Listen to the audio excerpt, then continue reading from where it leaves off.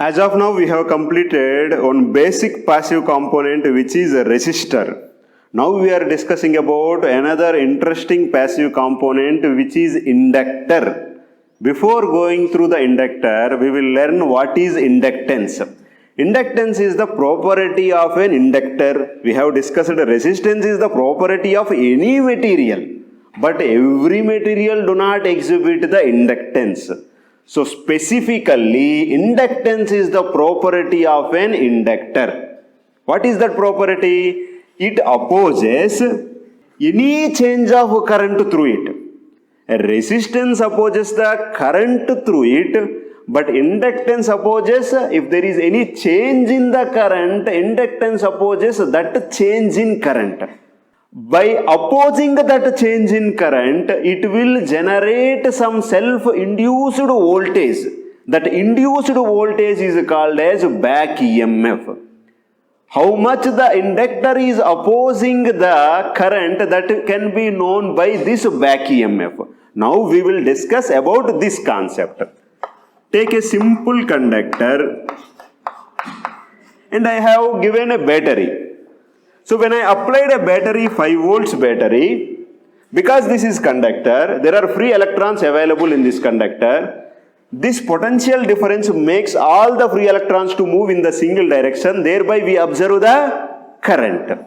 Because of this current, magnetic field lines are observed through this conductor. If we can measure these magnetic field lines, we can observe some magnetic field lines around the conductor. So every current carrying conductor is the source for the magnetic field lines.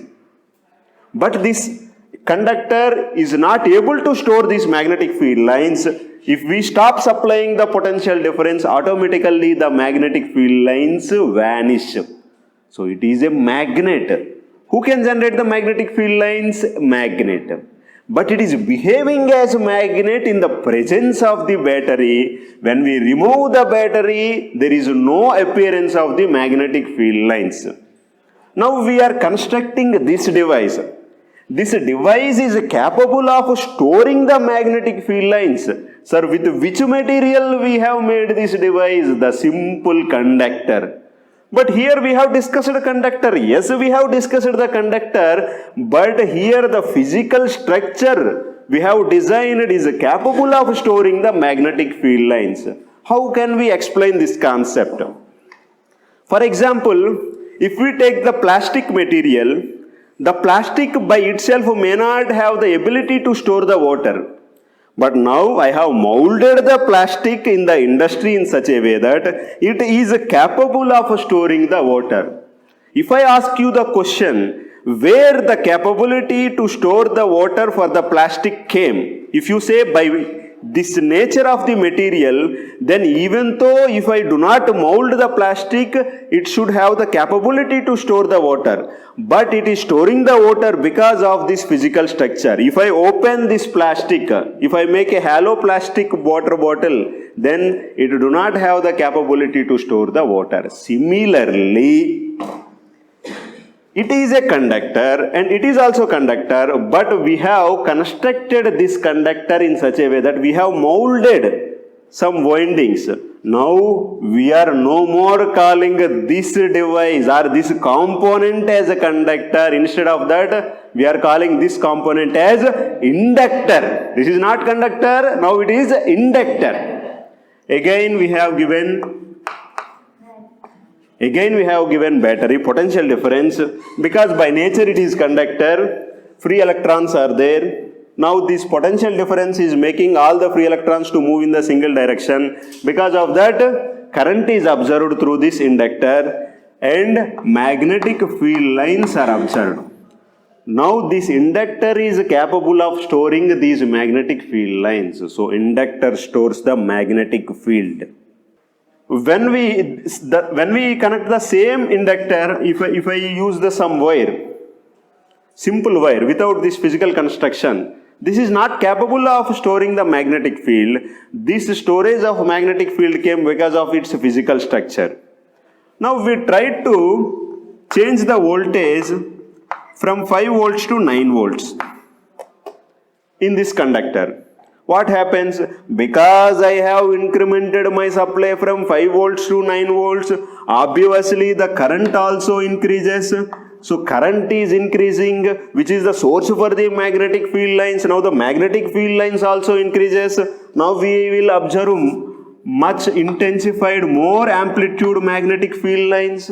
But still this conductor is not storing those magnetic field lines. Okay? This is the situation with a simple conductor. Now we will observe what our inductor do. When we are connecting a 9 volts battery, obviously the current increases. Because of the change of current in the inductor, the magnetic field lines have to be changed. But now inductor is saying stop there. I have already magnetic field. If you are a voltage source, if you have energy, I have also energy. What is the energy that inductor is having? Magnetic field. It is saying stop there. I do not allow you to change the magnetic field in me. So it opposes. With what force it is opposing, we call that as electromotive force. So it is opposing the source, means the battery. So exactly in the reverse direction, exactly if it is giving the current in this direction, inductor is trying to oppose in reverse direction. Okay? So it is like when I am opposing this wall, if my force is going in this direction, that force from the wall is coming in the different direction, like that. Similarly, when I am incrementing the voltage source, the equivalent current is changing. So inductor opposes this change of current by inducing an voltage in itself. Where that voltage is induced?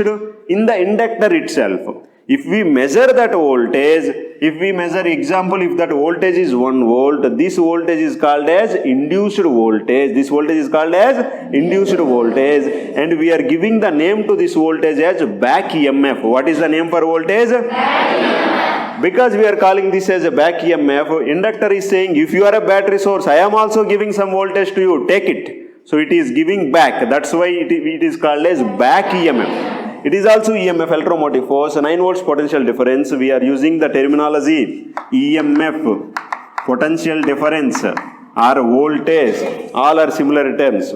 Okay? So inductor induces the voltage only when the current, any change of current is observed. If there is no change of current, it never induces voltage. There is no back EMF. If the back EMF is increased from 1 volts to 2 volts, what it is indicating? There is a more change in current. If the back EMF voltage is increased from 2 volts to 5 volts, then what it is indicating? There is a more change in current. Okay? So far we have discussed inductance is the property of any material, or it is the property of inductor? Very good. Any current carrying conductor is the source for magnetic field lines. If you observe any wire, in that wire if there is a current, then it is the definite source for magnetic field. But when we remove the battery source, obviously there is no current, then the it cannot store the magnetic field. If we can construct a device which can store these magnetic field lines, that device is inductor. Okay? Now inductor is storing magnetic field lines or electric field lines? Okay? Now inductor is storing the magnetic field lines. If we are trying to change the current through that inductor, what inductor is doing? It is opposing. If we ask the question, who is behind the inductor to oppose? Who is behind the inductor to oppose? Magnetic field. Because it stored some magnetic field, because of that storage, it is opposing. No, I do not allow you to change me. So then, obviously, in the opposing, it will generate the induced voltage. That voltage is called as back EMF. If there is more back EMF, then that is indicating there is a more change in current. Okay, now I will ask you one question. If I never changed the voltage, What is the amount of back EMF induced in the inductor? 0. It simply behaves like a wire.